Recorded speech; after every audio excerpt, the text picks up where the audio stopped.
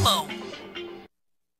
8h56 pelo horário de Brasília, sempre às quintas-feiras por aqui. Economia, com Luiz Carlos Mendonça de Barros. Hora de conversar com Luiz Carlos Mendonça de Barros, aqui no Pensa Brasil Economia. Ele vai falar da reação do mercado financeiro depois dos resultados do primeiro turno da eleição. E hoje temos pesquisas já divulgadas desde ontem. Meu caro Mendonça, bom dia. Como é que estão os humores do mercado aí? O primeiro dia depois da eleição foi um rally, um aumento brutal de todos os preços dos ativos brasileiros, né? Ontem já começou a mudar um pouco esse entusiasmo, né?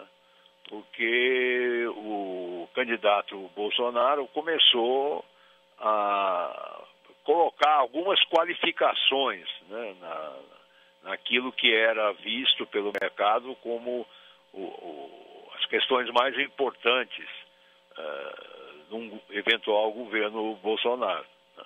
Então, em relação às privatizações, que havia sido sinalizado pelo guru econômico do candidato como sendo um volume expressivo, né, de privatizações, ontem o candidato colocou qualificações importantes, né, dizendo que a Eletrobras, que é um dos ativos do governo mais importantes no mercado, não seria privatizada no seu governo. A mesma coisa em relação... Totalmente, né? Só para deixar claro, ele disse que não haveria uma privatização total da Eletrobras. Foi, aliás, uma declaração dada em entrevista ao Rodolfo Schneider no Jornal da Band, anteontem à noite, e que produziu um impacto grande ontem nas ações da estatal.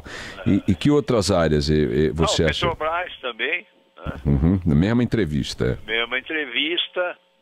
Em relação à Previdência, que é considerado, e com razão, uma das questões mais importantes para ser resolvida no próximo governo, também ele qualificou, né? Além dele, outros componentes aí do staff principal dele também qualificaram. Ele disse nessa mesma entrevista que a ideia seria, a hipótese que ele colocou, mandar um projeto de reforma da Previdência colocando a aposentadoria aos 61 anos e não aos 65, sugerindo que dessa forma, gradualmente, a coisa vai se ajustando com reformas menores, de menor impacto, né? Eu queria um bom número de fazedores de opinião do mercado financeiro estão começando a qualificar, né, o potencial de um governo Bolsonaro. É evidente que ainda a questão central é uma mudança radical, né, na orientação política do próximo governo, né, e principalmente a possibilidade do PT ser derrotado agora no segundo turno.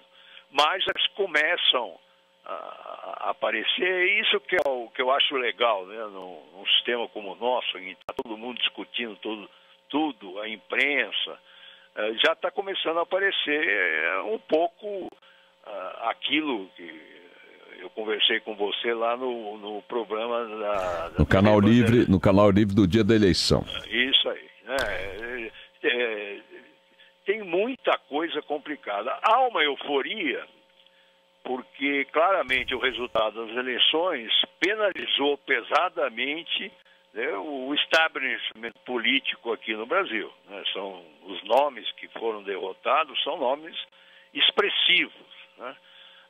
Mas a questão que começa a aparecer, e eu acho a questão central para acompanhar, é que o governo do Bolsonaro, se eleito, terá um apoio no Congresso de gente muito nova, de pessoas sem experiência nenhuma no trato da questão congressual, como se fala, né?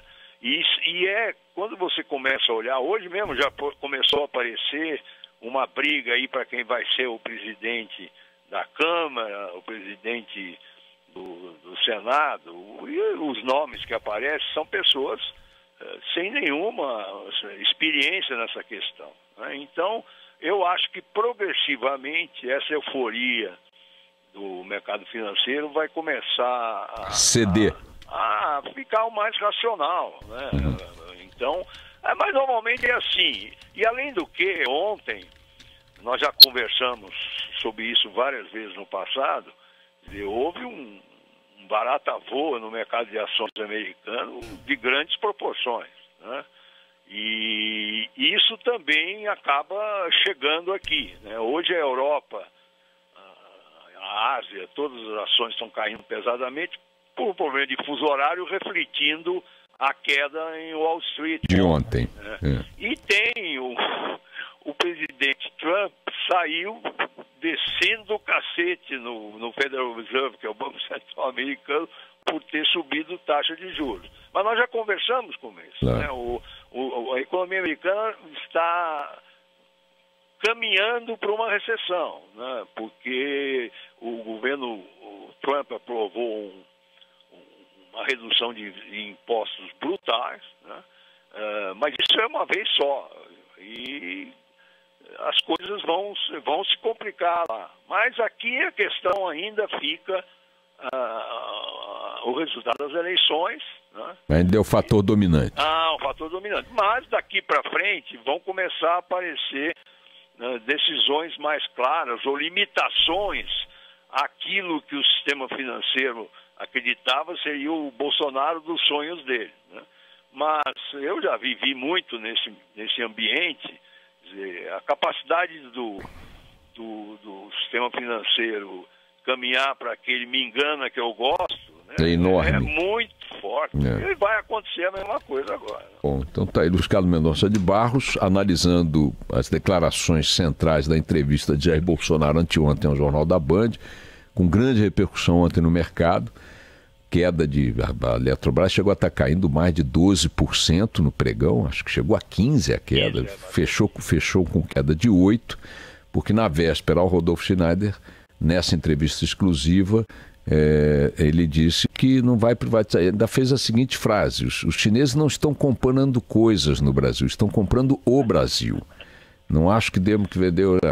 Ele relativizou, portanto, o alcance, né, da privatização da Eletrobras, que o mercado supunha que num eventual governo dele seria uma privatização plena, total. Fez o mesmo em relação à Petrobras.